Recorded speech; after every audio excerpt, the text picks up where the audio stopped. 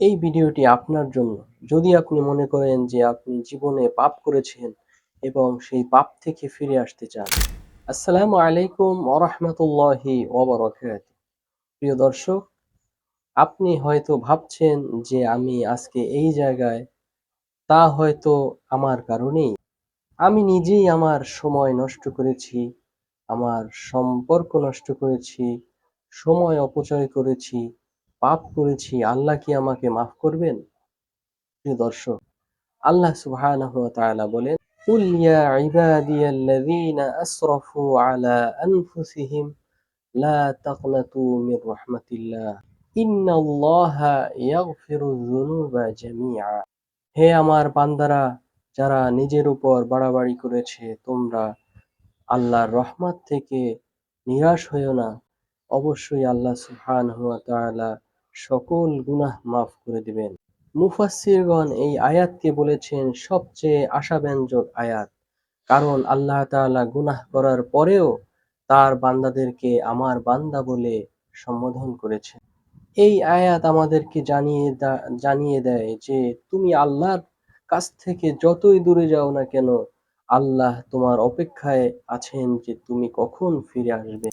একটি বাস্তব গল্প থেকে যদি আমরা জানি, মাহিন একটা সময় নেশায় জড়িয়ে পড়ে। বাবা-মায়ের ঘৃণা, সমাজের ঘৃণা, সে নিজেকে ধ্বংস করে ফেলছে। একদিন সে একদা একজনের কাছ থেকে একটি আয়াত শুনল, ওয়াইদা সাআলাকা ইবাদি আন্নি ফাইন্নী করিব। যখন আমার বান্দারা আমার সম্পর্কে জিজ্ঞেস করে, তুমি বলো আমি খুব নিকটেই।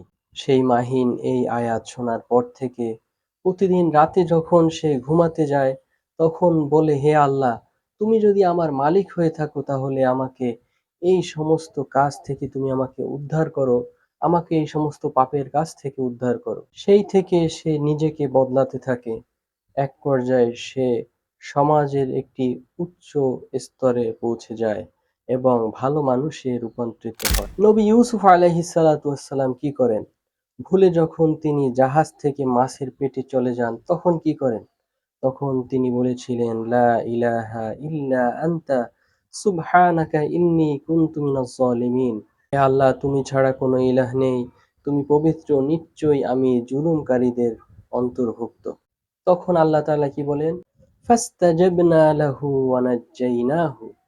তখন আল্লাহ বলেন যে আমি তার এই দোয়া কবুল করলাম এবং তাকে সেই মাছের পেট থেকে উদ্ধার করলাম। এর থেকে শিক্ষা হলো যে, প্রিয় বন্ধু, ভুল করলে সেই ভুলের মধ্যে বসে থাকা নয়। আল্লাহ তোমার অপেক্ষায় আছেন যে তুমি কখন ফিরে আসো, তওবা করে কখন তুমি ফিরে আসো। যদি আমরা ভুল করে ফেলি তাহলে আমাদের তিনটি কাজ করতে হবে। তওবা করতে হবে, আল্লাহর কাছে ক্ষমা চাইতে হবে, আল্লাহর কাছে বলতে হবে যে আমি আবার শুরু করতে চাই, ভালোর পথে ফিরে আসতে চাই, দোয়া করতে হবে। ছোট ছোট ভালো কাজ দিয়ে নিজেকে গড়ে তুলতে হবে। নামাজ আদায় করতে হবে, রোজা রাখতে হবে, সৎকর্মশীলদের অন্তর্ভুক্ত হতে হবে। মনে রাখতে হবে আল্লাহ তাআলা বলেছেন, ইল্লা মান তাবা ওয়া আমানা ওয়া আমিলা আমালান সালিহা। সেই ব্যক্তি ব্যতিক্রম যে ব্যক্তি তাওবা করে, ঈমান আনে এবং সৎকর্ম করে। ভুল করা, পাপ করা মানুষের স্বভাব, কিন্তু সেই পাপ থেকে ফিরে না আসাটাই হচ্ছে সবচেয়ে বড় ভুল। আল্লাহ আমাদেরকে ফিরিয়ে নেওয়ার জন্য উদারভাবে অপেক্ষায় আছেন। হে বন্ধু, আপনি কি ফিরতে প্রস্তুত? পাপের পথ ছেড়ে দিতে কি আপনি প্রস্তুত?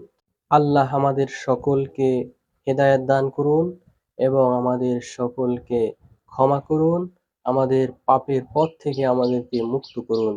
আসসালামু আলাইকুম ওয়া রাহমাতুল্লাহি ওয়া বারাকাতুহু।